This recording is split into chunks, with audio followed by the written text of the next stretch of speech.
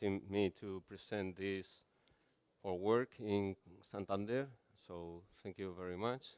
So I will start my talk just showing a little bit. Well, some of you might know, but just in case, this is Cantabria, and Santander is on the coast. This is the university. We have some nice beaches over there as well. And some of you have been in these buildings because this is the place where we work, the university. And okay, thank you.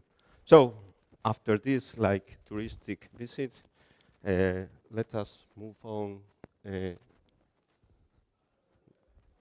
now to the outline. This is the outline of my talk. I will explain briefly a little bit on the nanoparticles business. Then I will move to some rare earth X2 nanoparticles, where we see some spin glass features. And then I will explain a little bit on some results on the Ytterbium aluminium 3, okay? So this will take some time. In the context of nanoparticles, most of the people work on 3D atoms, okay?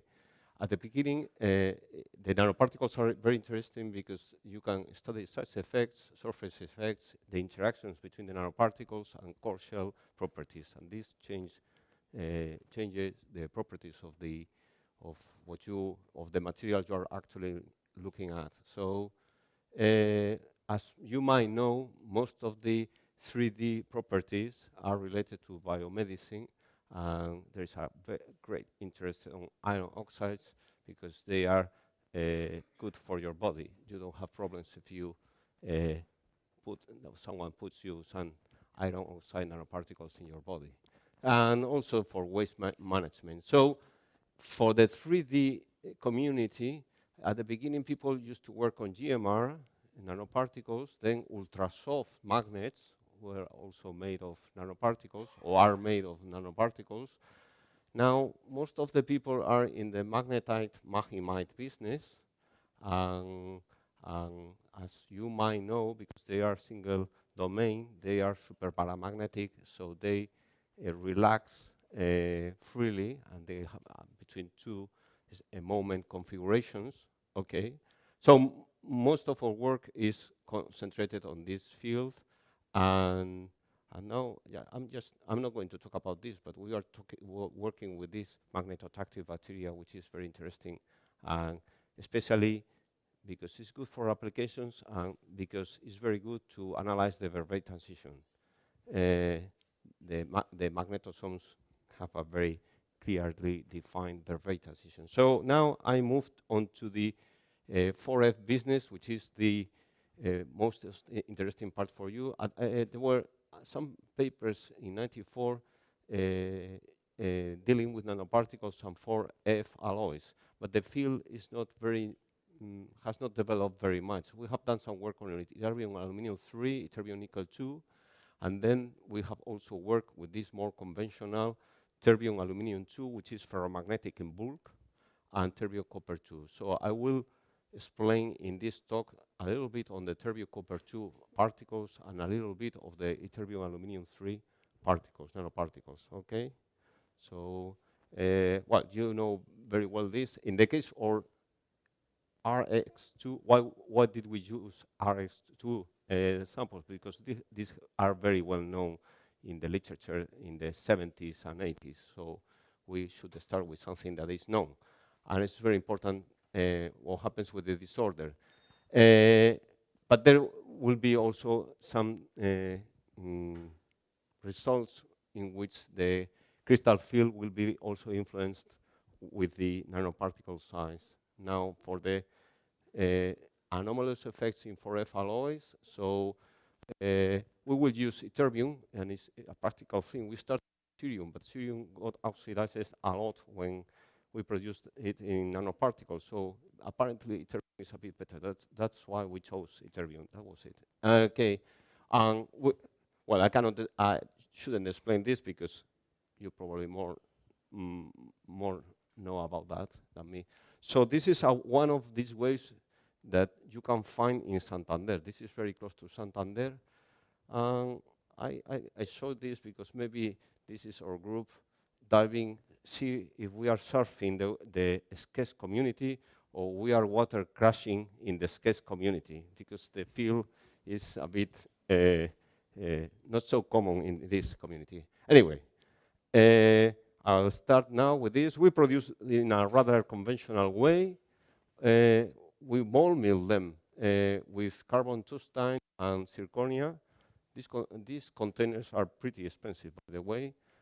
First, we melt them in an arc furnace.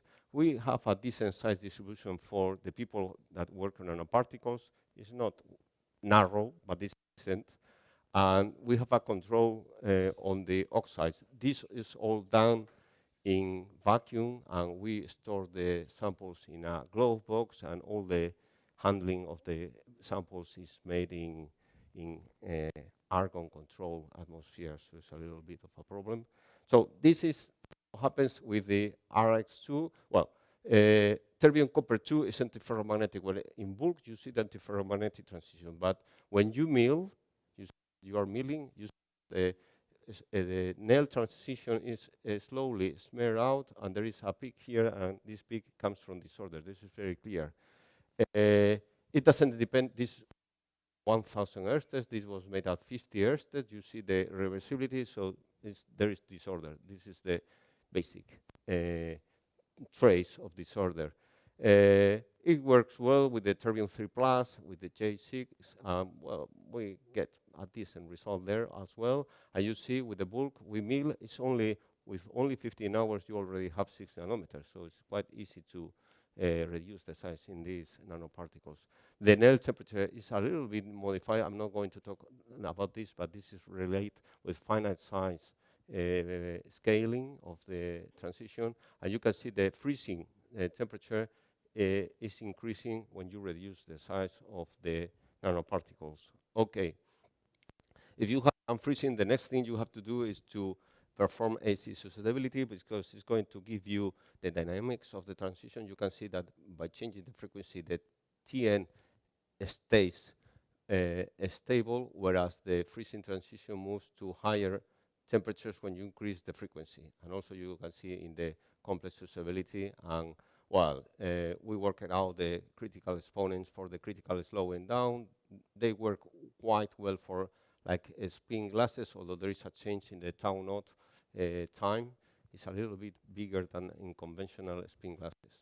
So the idea is that the sample is composed by, or the nanoparticles are composed by an antiferromagnetic core and a spin glass shell. That is the idea. And in the community of nanoparticles, this is often explained as a super antiferromagnetic order, just following the Nel idea of the super paramagnetic order. Okay. And well, in the literature, there are not so many examples of for the coexistence of antiferromagnetic order and spin glass, although this is obtained in a nanoparticle, but this can be also interesting for people that work in this area, for example. Okay. So let us see the magnetization versus field. Well, what is interesting, I didn't show here the bulk, but you can see 0.5 and you see a trace of the metamagnetic transition, but it's disappearing, and when you have 2 hours, it's still a little bit more and more disappearing. So it's clear that disorder induces the disappearance of the metamagnetic transition. It's also clear that the sample does not reach saturation. This is because of the crystal field, but also because the disorder induces an extra source for anisotropy. So that's why we don't get the values that are expected for the terbium copper 2. Okay.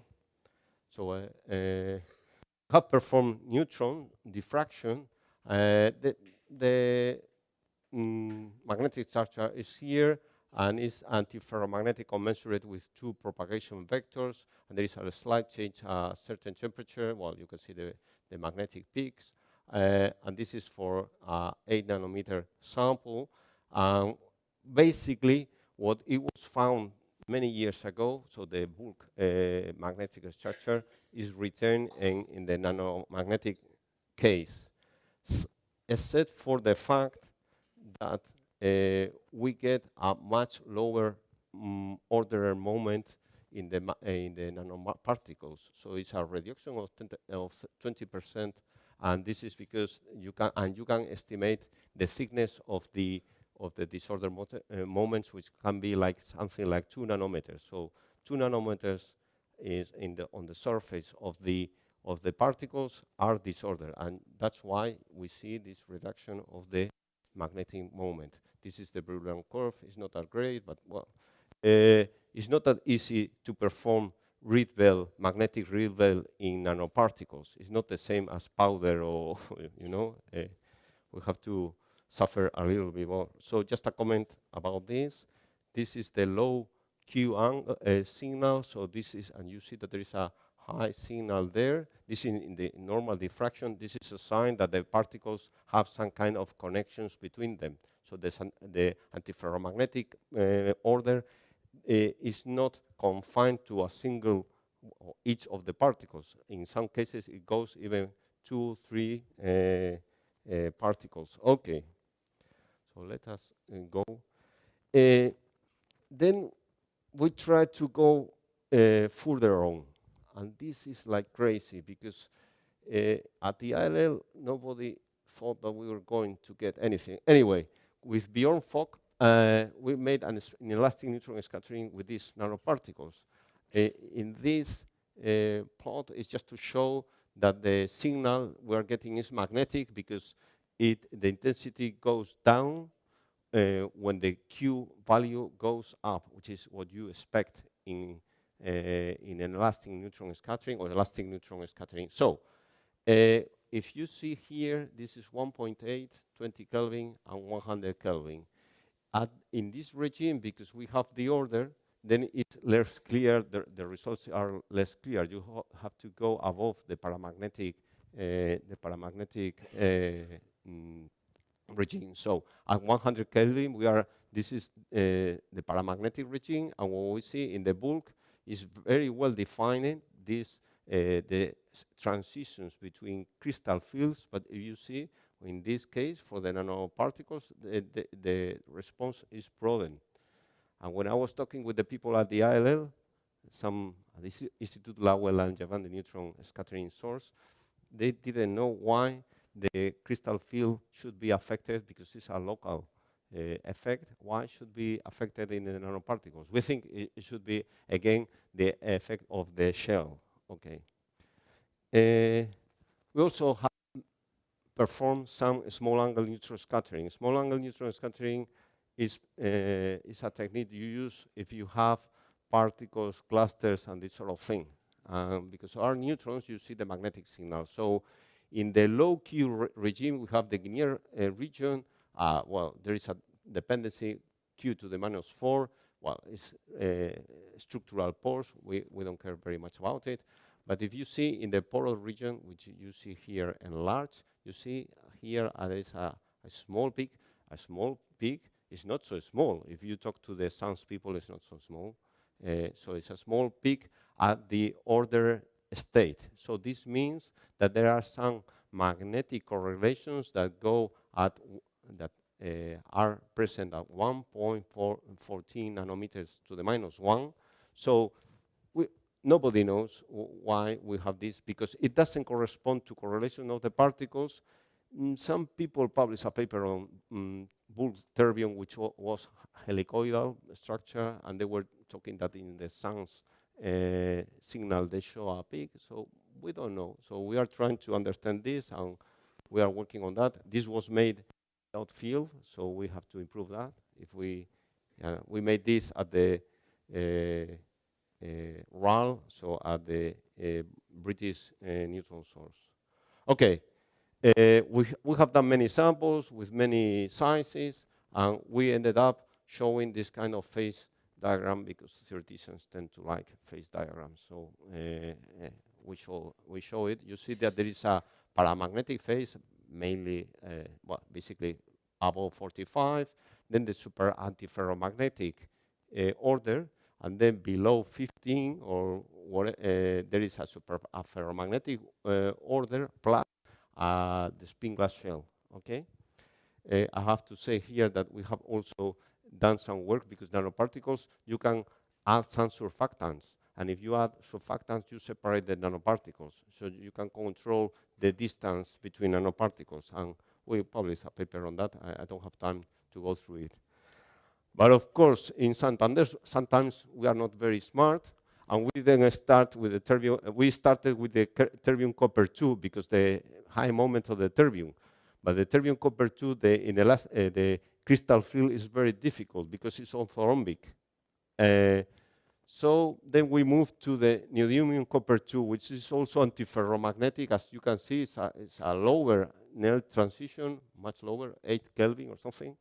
And this is an excellent work by Graz and these guys, Austrian guys, in which they run the neodymium copper 2 in bulk. And we have here the crystal field, and they, well, this is the inelastic neutron scattering, and these are the peaks because of the transition in the between the levels of the crystal electric field. So they publish all the crystal field coefficients, and we have done this in, I don't know, in March this year, and have got very nice results in which we see that the crystal field levels are modified. There are some people that are trying to understand this with us, with models.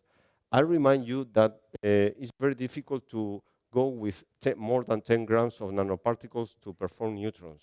Okay, so it's not easy that you find a nanomagnetic system in which you can use 10 grams. Okay, so this is clearly a promising result. Working on that. Okay, I moved into this. So part of this has, which might be more interesting for you. We're going to work with the Ytterbium because, as I said, the oxidation, I'm an experimentalist. I don't know very much about theory, but I know that this gets oxidized. Is a problem if they get oxidized. So Ytterbium 3 plus is 4F13 and localized, and Ytterbium 2 plus is no magnetic state. And you all know that there might be a hybridization of states with all the things we have been discussing and have been learning in this excellent conference. Professor Lonaisen, I think, and also Mark Avila have shown this, that is like the guide for us. And you all know that when there are Kondo interaction, RKKY interaction, and the RKKY interaction is larger, then you have order. When the Kondo interaction is very large, then the order disappears. It might be a quantum phase transition over there, and this intermediate valence. And the only thing that has been pointed out that with the serial compounds, the trend with pressures like that, whereas for Ytterbium is exactly the other way around. Okay. So, well, we tried to do something, and some years ago, what we tried to see is what happened with the Ytterbium aluminum 3 particles, and what we saw is that we went to Japan, and we saw that by using nanoparticles, there was a reduction of the valence. It's intermediate valence, and probably because it's like to be like a nanoparticle, it's like not to have, it's like a pressure, a negative pressure, okay, because there is nothing surrounding the atoms on the surface. So, with some conversations and just looking at the literature, we wanted to follow this, and then we prepare a little bit more. So we prepare again Ytterbium aluminum 3. This is the Reversibility. As I said, it's not that easy to have this done. We have 20 nanometers nanoparticles of 20 nanometers, and we have nanoparticles 12 nanometers. Of course, someone was going to ask you what happens with lutetium aluminum 3. We did it again. It worked well. And the size is 11 nanometers, sorry, in this case. So the structure is well defined, and then of course you go to a transmission electron microscope, and you have this photograph, and then you increase, and then you get excited because you see the atomic or the lattice planes, and you really see that this is Ytterbium aluminum 3, and Well, maybe you are not so, you haven't not seen, well, this is not that great, but here, if in some cases you can see that the shell is really disordered. So it's not a brilliant size distribution for people that work in this field, but it's okay. So let us see what we have in susceptibility. So we run the susceptibility with temperature, and we subtracted the contribution from the Ytterbium 203, because someone is going for sure to ask about that.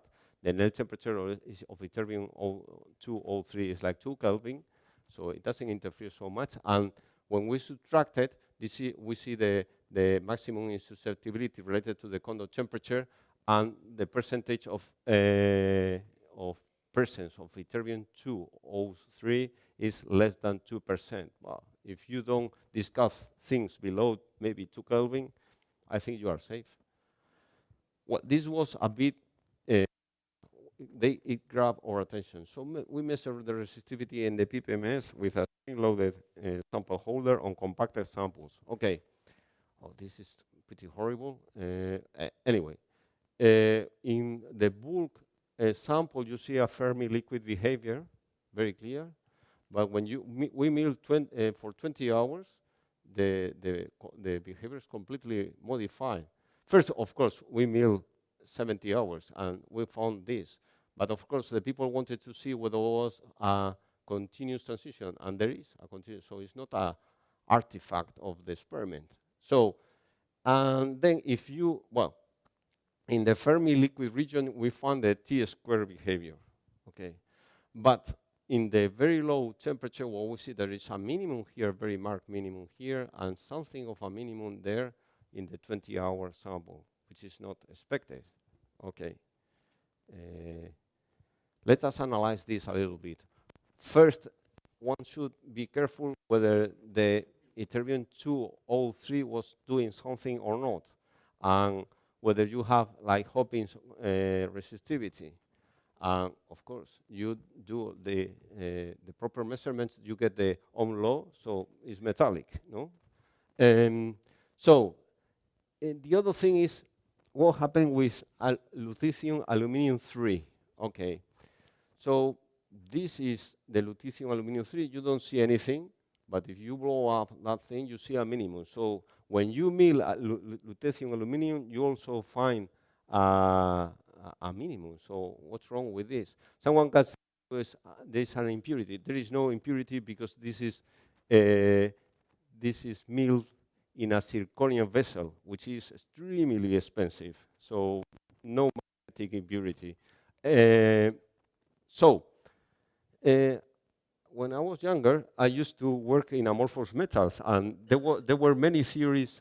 There was a problem with a minimum in amorphous alloys, and finally, the solution for that was that there was a quantum corrections to the conductivity. So I had a look in the papers, and then I saw that there was a root T dependence because of the electron-electron interaction. Okay. So we plotted that here, and it worked. So for the lutetium aluminium 3, the mechanism that is giving rise to the resistivity minimum is the existence of strong electron-electron interactions. Okay. Now, what happens for the ytterbium aluminium 3? Well, the ytterbium aluminium 3, you just use only root T, it doesn't work.